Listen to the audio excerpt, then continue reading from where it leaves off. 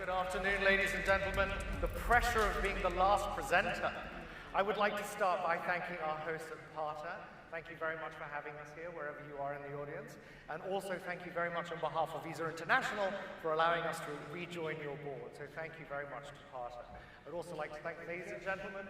And before I get started on the presentation today, I would just like us to imagine that we are 2 years in the future.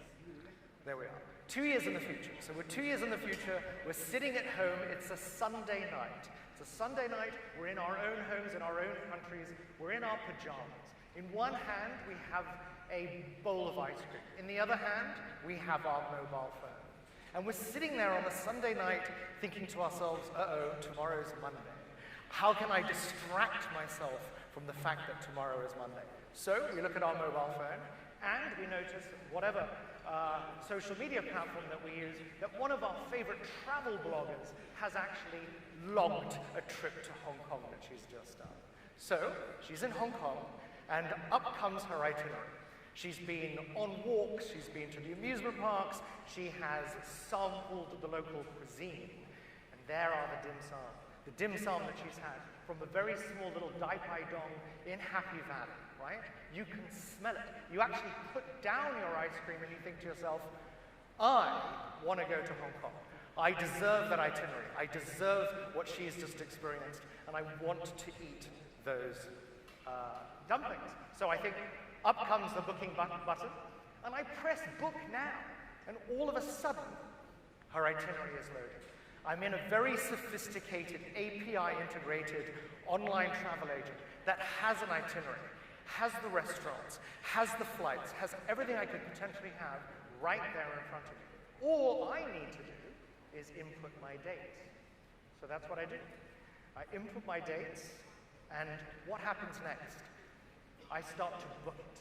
Now, rather than enter my 16-digit card number, those days are long gone, I either blink at the screen, or I touch the screen with my fingerprint, and biometric data that is held in the cloud safely and securely in servers miles away, then click into action. And these servers are holding my transaction data safely and securely tokenized. So the 16-digit PAN is not even there. It's a token instead of the PAN. No one can steal my data. No one can steal my identity. I feel safe, I feel secure, and I'm ready to book. So off I go. I check out. I blink at the screen. Now here's the science bit. In that blink of an eye, a lot is happening behind the scenes. We've got authentication. We've got approval. We've got biometric data flying back and forth literally in a millisecond. We know at Visa, and we know with your bank, we know with the suppliers who you were booking with, we know where you are, we know what you're booking on, is it your tablet, is it your mobile phone, we know the address that you're at, we know this information about you, we know how you've transacted in the past, we know what you've bought, how often you've bought it, the time you've bought it, I could go on. So it will look at me and go, is this David? Is this David sitting in his pajamas in Singapore? Or has this transaction appeared on someone else's mobile phone in Panama? If it has, we'll have the sophisticated scoring that will tell the machine, the AI that's inevitably behind the scenes and the massive data learning, that this is not me, and it will not allow the transaction to go ahead. But it so happens that I am using my mobile phone and tablet that I normally use in a time that I normally use it, and it authorizes the transaction.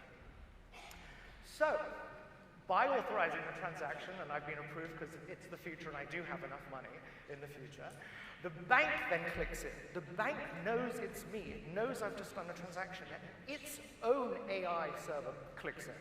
And it tells me, actually, people that look like me and transact like me and behave like me often buy these other products and services as well. Because the banks have integrated relationships with the lounges, with the airlines, with the travel agents. They have this already. And they offer goods and services to their clients. Suddenly, my bank is no longer offering me just mortgages and loans. It's my travel companion. It's part of my travel journey. It's there with me, offering me things that are useful to people like me. So, the day arrives when I finally start my journey, and I'm on the way to the airport. So I'm on the way to the airport, the banking app knows that I'm on my way to the airport, and it says, you're going to such and such an airport. We know where you're going. Why don't you make sure that your boarding pass is loaded into your wallet? Make sure your card is loaded into the wallet so you're ready. And when you get to the airport, you will have a seamless biometric experience. You will fly through the airport, and once you're through customs, you will see the gates of heaven itself, duty-free. When you're in duty-free, you will have a 10% voucher, which your bank has already negotiated for you, and you'll redeem that voucher in the duty-free of that particular airport. Then, actually, I'm flying economy because I need to be careful of my pennies, but I have a Visa signature card, so I get lounge access. You heard from our lounge partners yesterday. And I go to the lounge, and I'm sitting in the lounge, and because of the geolocation on my mobile phone, I get another message.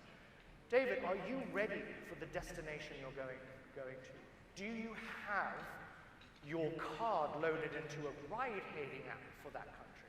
Or a food delivery app? Is it there? Are you ready? Also, some of these countries have their own domestic payment networks. You can load your card already into that payment network, so when you arrive in that country, you can transact like a local straight away.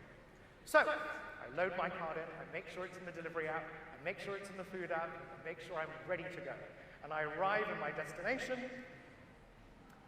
Hong Kong, and I see the taxi queue, and I think, I'm not going to join the taxi queue, I'm going to order my own car, thank you very much. So I get into the car, and on the way to the airport, sorry, I'm actually on the way to the hotel key is delivered to me also virtually in my wallet. So I have my hotel key, I'm in the car that I've just booked, no queues, no taxis, nothing. And I think to myself, the dim sum, let's have that dim sum. I'll have it ready for me when I get to my hotel. So it is delivered when I get to my hotel with my virtual key, no queues, no reception, nothing. There I am in my hotel room, and this is the next day. I've had a great night's sleep, I'm ready to go and explore Hong Kong. And the technology of the tram, which is 120 years old, now takes seamless mobile payments. The $2 ride from Admiralty into Central is now a contactless, tokenized, totally safe transaction. So I jump on the tram, and I think to myself, let's be a bit more sustainable after the car I ordered last night, thank you very much. I will take the MTR. Now the MTR is very close to my heart. I was born in Malaysia and I grew up in Hong Kong, and my father took me to see the MTR when it was being done about 50 years ago, so I'm completely dating myself here. And he showed me where the boring machine went through one of the big mountains we had in Hong Kong. So the MTR, 50-year technology, also, of course, accepting, and so is the Star Ferry. Contactless, no cash, no coins, nothing. Tap, go, and I head into Tsim Sha Tsui. On my way to Tsim Sha Tsui, my bank, which is integrated with tourism authorities, it's integrated with the various partners, the hotels, the amusement parks. It's all there, offering me digital experiences. These are not cash experiences. These are digital experiences with AI behind. AI, ladies and gentlemen, is inevitable. It is inevitable. There is absolutely no point in running away from this technology.